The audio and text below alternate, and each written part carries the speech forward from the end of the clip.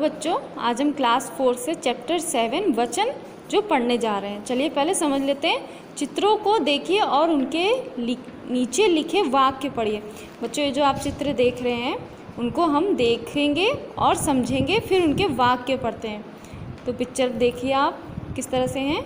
अब इनके वाक्य समझ लेते हैं। बच्चा फुटबॉल खेल रहा है, तो बच्चा फुटबॉल खेल रहा है। आगे देखते हैं, बच्चे फुटबॉल खेल रहे हैं। तो बच्चों ये देखिए, बच्चे फुटबॉल खेल रहे हैं। तो हमें अंतर क्या दिख रहा है यहाँ पे?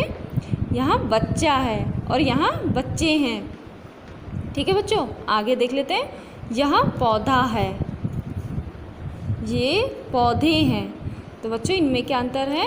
यह पौधा, यहाँ एक पौधा है और यहाँ कई पौधे हैं। तो इनमें देखिए क्या बताया गया है। बच्चों, उपर्युक्त वाक्यों में आपने देखा और जाना कि बच्चा और पौधा शब्द एक के लिए था तथा बच्चे और पौधे शब्द अनेक के लिए यानी एक से अधिक के लिए प्रयोग किए गए। तो बच्चों ये जो अभी हमने समझा वो अलग अलग चीज़ें थी। जो बच्चा है वो एक वचन में आता है और एक से अधिक के लिए अलग प्रयोग किया गया है। शब्द के जिस रूप से संज्ञा के एक या एक से अधिक मतलब अनेक होने का पता चले उसे वचन कहते हैं। बच्चों, वचन के प्रकार हिंदी भाषा में वचन दो प्रकार के होते हैं। कौन कौन से? एक वचन, बहुवचन। एक वचन की परिभाषा पढ़ लेते हैं। शब्द के जिस रूप से उसके एक होने का पता चले उसे एक वचन कहते हैं। जैसे कुर्सी, माला, बच्चा, बस्ता, पुस्तक आदि। दूसरा बहुवचन क्या है? शब्द के जिस रूप से उसके एक से अधिक होने का पता चले उसे बहुवचन कहते हैं। जैसे कुर्सियाँ, मालाएं, बच्चे, बस्ते, पुस्तकें आदि। तो ये हमारे बहुवचन की परिभाषा थी। आइए आगे बढ़ते हैं। वचन बदलने पर संज्ञा और क्रिया का रूप भी बदल जाता है। जैसे लड़की हंस रही है, लड़कियां हंस रही हैं। लड़का खेल रहा है, लड़के खेल रहे हैं। बच्चों, आपने देखा कि वचन बदलने पर लड़की से लड़कियां तथा रही से रही है हो गया है। इस प्रकार लड़का से लड़के और रहा है से रहे हैं हो गया है। कुछ संज्ञा शब्द एक वचन और बहुवचन में एक जैसे रहते हैं। जैसे पानी, बादल, जनता, भीड़, आदमी, पेड़, पिता, घर, हाथ, साधु, मंदिर, आंसू आदि।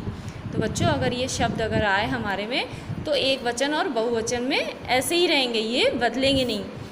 ऐसे शब्द जब वाक्यों में प्रयोग किए जाते हैं तब क्रिया का रूप बदल जाता है। आदमी सो रहा है, आदमी सो रहे हैं। बच्चों देखिए क्रिया बदल गई।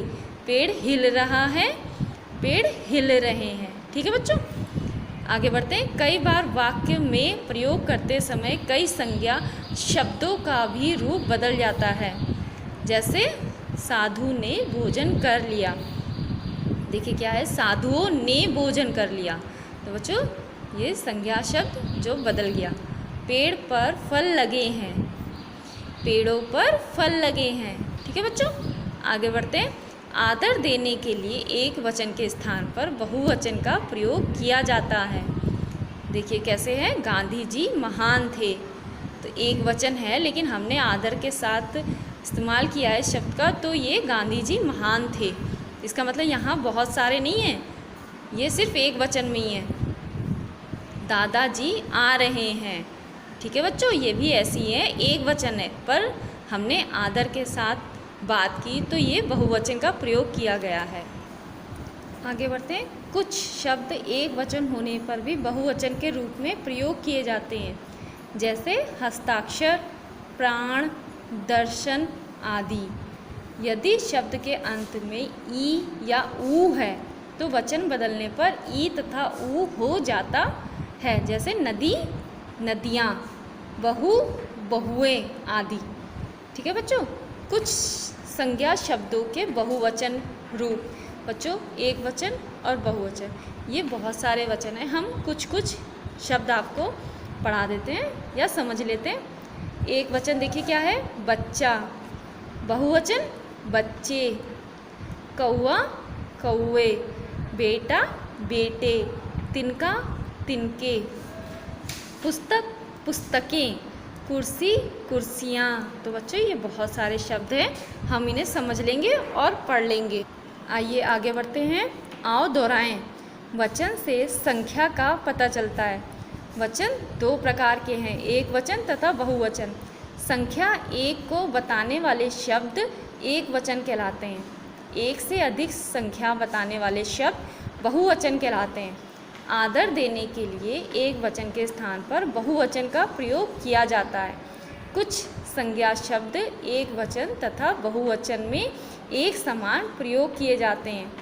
वचन बदलने पर संज्ञा तथा क्रिया का रूप बदल जाता है। ठीक है बच्चों, अब बुक एक्सरसाइज कर लेते हैं। नीचे बॉक्स में एक वचन तथा बहुवचन शब्दों को छांटकर अलग अलग कीजिए। तो बच्चों एक वचन और बहुवचन, और ये कुछ शब्द हैं जिन्हें हमें छांटकर अलग अलग करने हैं। देखिए एक वचन में कौन कौन से हैं, बूंद, दवाई, मेज, पंखा और कपड़ा। बहुवचन में देखिए घड़ियाँ, रातें, कलमें और चटाइयाँ, कुर्सियाँ।